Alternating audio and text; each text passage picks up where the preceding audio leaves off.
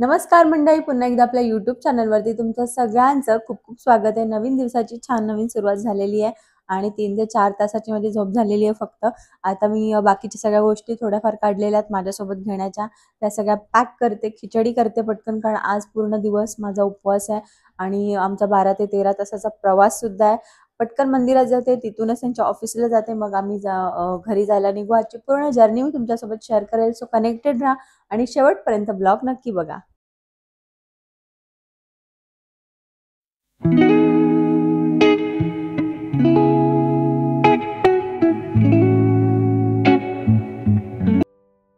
Hello, तर मी त्यांच्या ऑफिसच्या बाहेर आली आहे आणि आतमध्ये नाही जात. माझ्याकडे बॅगा आहेत आणि माझी पर्स त्यात तिथे विचारत बसा एवढं मी करणार नाही. मी इथे बसली आहे.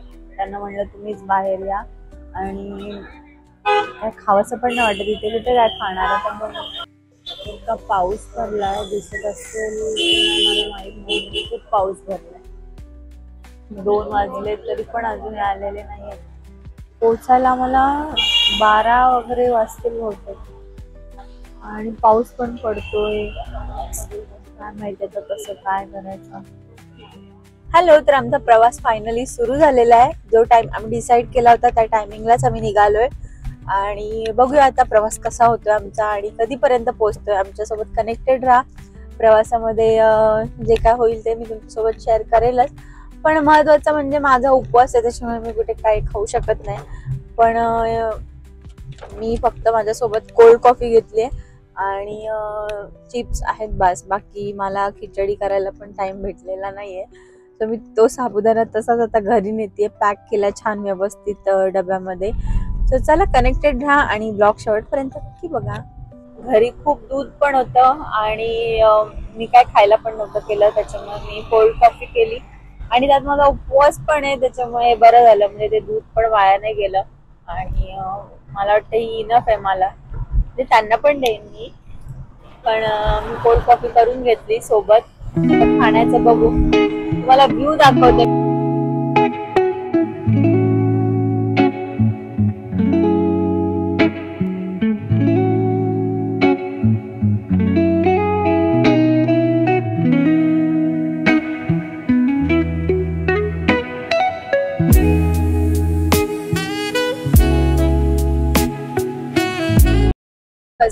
तोपर्यंत मी आता कोल्ड कॉफी पिऊन घेते, कारण रात्री पण जेवणाचे थोडेसे वांदे झाले.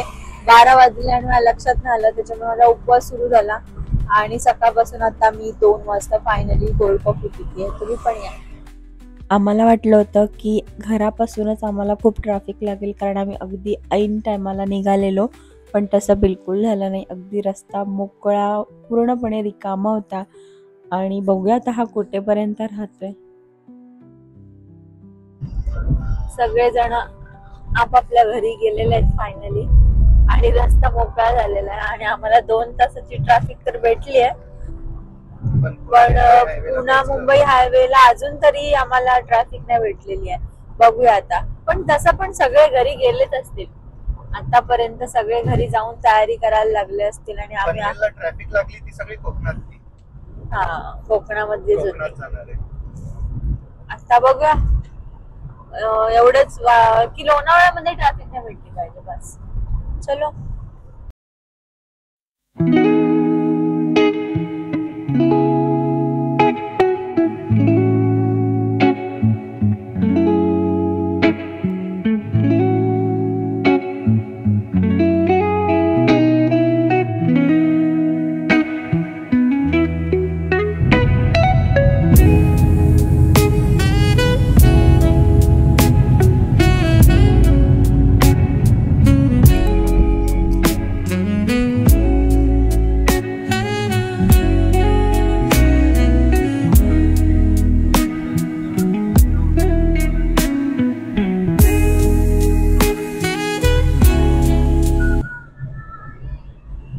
मुंबई गोवा हायवेला जेवढा व्ह्यू, जेवढे स्पॉट दाखवू तेवढे कमीच आहेत.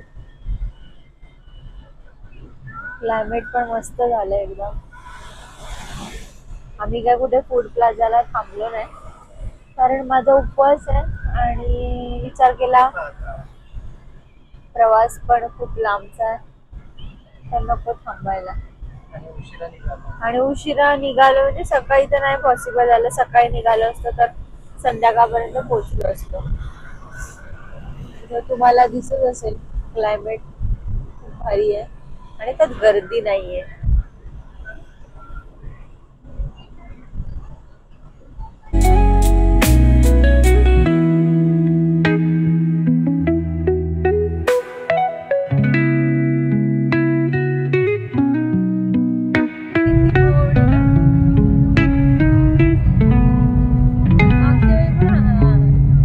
A few moments later. Food प्लाझाला थांबलो. खिचडी हवीशी पण नाही वाटत आहे, इथे मिळते खिचडी. बघू काहीतरी खाऊ. गर्दी नाहीये जास्त. हो तर लकीली आम्हाला कुठे जास्त ट्रॅफिक नाही भेटली. फक्त पनवेलमधून निघताना आम्हाला 2 तास गेले तिथे. आणि आता फायनली मी साबुदाणा वडा खाते. ऑप्शन नाही आता दुसरं काहीच, कारण काल रात्रीपासून पोटात काहीच नाही. म्हणजे काल पण मी फक्त पास्ता खाल्ला होता आणि रात्री जेवण नव्हतं झालं. सो आता वडा मागवला आणि चहा मागवला त्याच्यासोबत. सो पटकन खाऊन घेते. 2 hours later. हॅलो, तर आम्ही आता रांजणगावला पोहोचलोय आणि इथे पण छान सगळं सजावट केली आहे, डेकोरेशन केलंय. आणि आम्हाला घरी पोचायला बहुतेक उद्याचा दिवस हे होणार आहे सुरू होईल असं वाटतंय, कारण आम्हाला जवळजवळ 4 तास तरी आमचे ट्रॅफिक मध्ये गेलेत. सो इथे तुम्ही बघू शकता किती छान डेकोरेशन. उद्या गणपती बाबा बसणार तरी आज गर्दी असेल काय पडायला.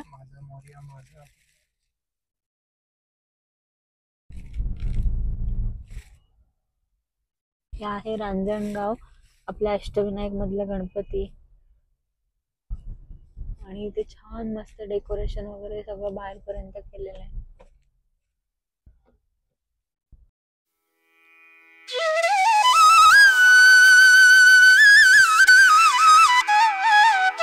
येताना दरवेळी ठरवतो की तिथे जाऊया, पण काय म्हणतात योगच येत नाही त्या गोष्टीचा. काहीतरी काहीतरी म्हणजे हे होतं आणि जाताच येत नाही. सो बघूया आधी आता कधी जाता येते, कारण लोक इतक्या लांबून लांबून येतात तिथे दर्शनासाठी. आणि आम्हाला म्हणजे ऑन द वेच आहे, पण अजून काही योग आलेला नाहीये तिथे जाण्याचा. बघूया आता जेव्हा जाऊ तेव्हा तुमच्यासोबत नक्की शेअर करेल. आणि आम्हाला आता अजून पोचायला 3 तास का 3 तास तरी लागतील. खूप ट्रॅफिक लागली, म्हणजे लोणावळ्यामध्ये ट्रॅफिक नव्हती, पण चाकणच्या तिथे रस्ता अतिशय खराब आहे. म्हणजे रस्ता नाहीच येतो असं म्हटलं तरी चालेल. आणि अजून जास्त आम्हाला ट्रॅफिक लागली ती पनवेलच्या अलीकडे. सो आमचा खूप टाइम गेला त्याच्यामध्ये. आणि आता मला वाटतं की माझा उपवास आता मला उद्या सोडावा लागणार आहे. तसंही गणपती बाप्पांचं आपण स्थापना करतो त्याच्यानंतरच उपवास सोडला जातो. तर बघूया आता कसं काय करायचं. कनेक्टेड राहा, बघूया आता कधी पोहोचतोय. A few moments later. या हॉटेलच्या भरोशावर ते बिचारे डिपेंड होते, कारण त्यांना इथली मिसळ खूप जास्त आवडते. त्याच्यामध्ये कुठेच काही खात नव्हते. आता जे मी तुम्हाला हॉटेल दाखवलं ना, त्या हॉटेलच्या भरोशावरती हे होते, कारण इथली मिसळ त्यांना खूप आवडते. भेळ वगैरे खूप आवडते त्यांना. मी खूप वेळा म्हणलं हे खा ते खा, त्यांनी नाही खाल्लं. आणि कारण त्यांना इथली मिसळ खायची होती. आणि आता ते बंद आहे आणि ते त्यांचा पण चांगला उपवास झालाय. आता त्यांना इतकं चिडचिड झाली आहे त्यांची.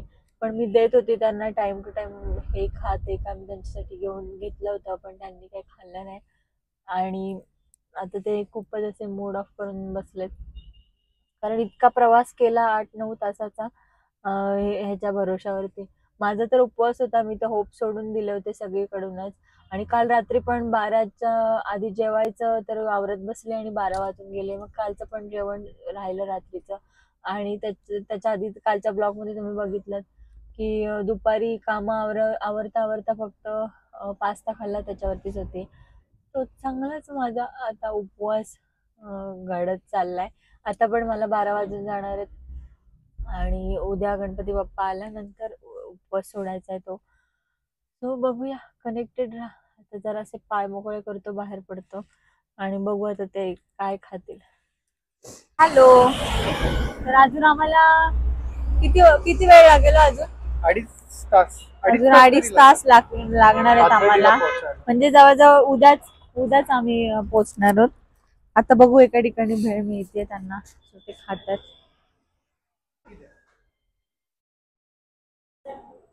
काय मागवलं? ओके. तर काय मिळाली नाही, त्याच्यामुळे भेळ मागवली, मटकी भेळ. आता त्याच्यावरच भागवते. म्हणजे जेवायला पण येते, पण त्यांना भेळच खायची त्याच्यामुळे. आणि आता बघूया किती वेळ. मला वाटतं 12 वाजून तर जातीलच आम्हाला पोहोचायला. फायनली मिसळ नाही भेटली, पण आवडीची गोष्ट भेटली आहे. एन्जॉय करा. तसं खाल्लंच नाही, पण असं वाटतं जाऊ दे, कुठलं तेल वापरतील, कुठलं काय वापरतील. आणि बाकीचे ते वेफर्स वगैरे काही दिसत नाहीये. तर आता डायरेक्ट घरी ह्या सगळ्यांनी चहा प्यायला. हा तो पण चहा. 2 hours later. हे आहे नगरचं विशाल गणपती बाप्पांचं मंदिर आणि इथे पण छान सजावट केलेली आहे, तुम्हाला दिसत असेल. आणि इथून आम्ही आमच्या आजींना घेणार आणि घरी जाणार. आणि गणपती बाप्पाच्या कृपेने आमचा आतापर्यंतचा प्रवास व्यवस्थित झाला आणि पुढचा पण सुखरूपच होईल याची पूर्ण खात्री आहे.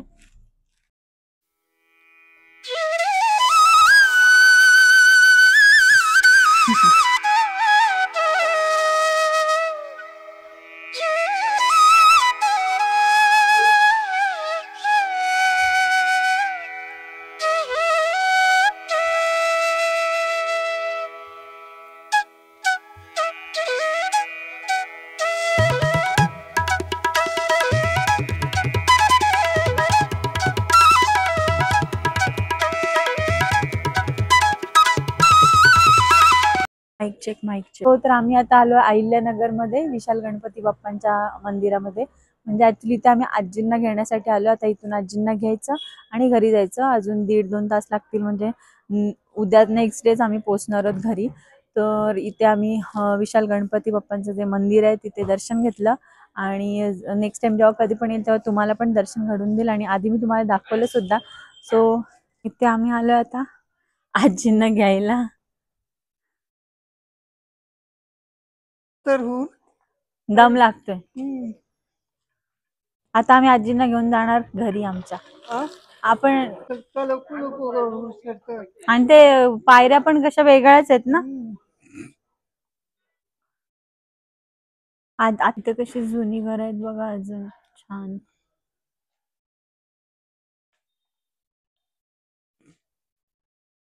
इथे मंदिर असल्यामुळे गाडी आतमध्ये आणून देत नाहीये, त्याच्यामुळे नाहीतर मग गाडी आतमध्ये आणली असती.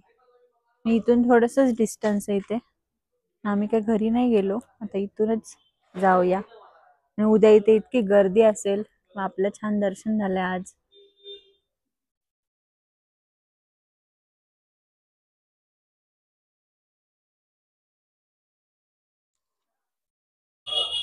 आजींना घेतलं आता आणि आता आम्ही चाललोय घरी. कारण आजी एकट्या कशा राहतील, म्हणजे सणाला चांगला नाही ना वाटत, त्याच्यासाठी.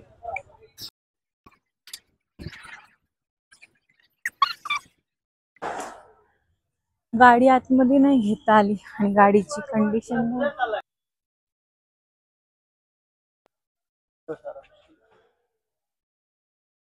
उद्या इथे किती गर्दी असेल ना. बरं झालं दर्शन पण घेतलं आपण. तर किती वेळ लागेल अजून? 1 तास, सव्वा तास. सव्वा. आता निवांत रात्रीची वेळ आहे. आम्हाला सगळ्यात जास्त ट्रॅफिक ना लोणावळा आणि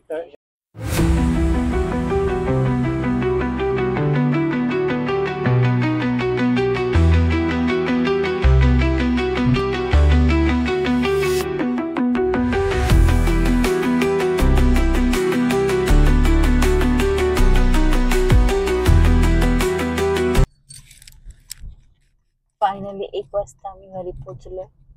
म्हणजे तोंडबिंड दिसतंय की नाही काय माहिती, पण पुण्यानंतर आम्हाला जास्त ट्रॅफिक नाही लागली, एक बरं झालं. आणि फायनली आम्ही आमच्या घरी पोहोचलो आता. आणि आता सगळ्या बॅगा काढतो आणि घरी जातो. हॅलो, तर फायनली आता पोहोचलेलो आहोत आम्ही घरी 1 वाजता. म्हणजे 26 तारीख उलटून गेली, आता 27 तारीख लागली आणि आम्ही आता घरी पोहोचलो. तर डिक्कीतलं सगळं सामान घरी न्यायचंय. घेताना लय नखरे करून सगळ्या बॅगा बिगा घेतलं, जास्त सामान. आणि आता ते सगळं सामान आम्हाला घरात न्यावं लागणार आहे, कारण ते सकाळी सकाळी लागणारच आहे. तर चला बॅगा नेऊया.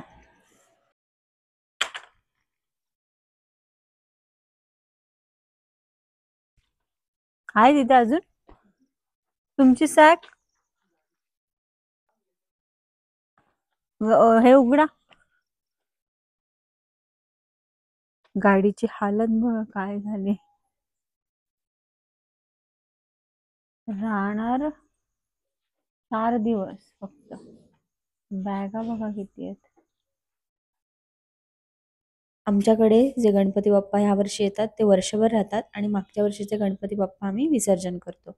आणि ही पद्धत खूप आधीपासून चालू आहे इकडे.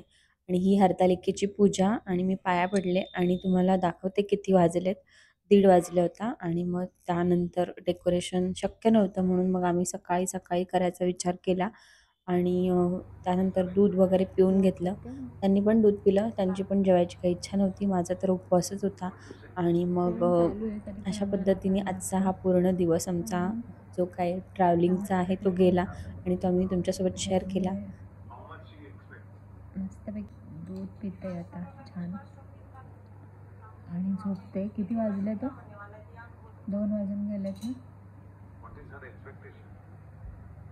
आणि आता वाजले 2:08. आणि आता आम्ही झोपतो. बघू उद्या सकाळी उठतो. Bye bye.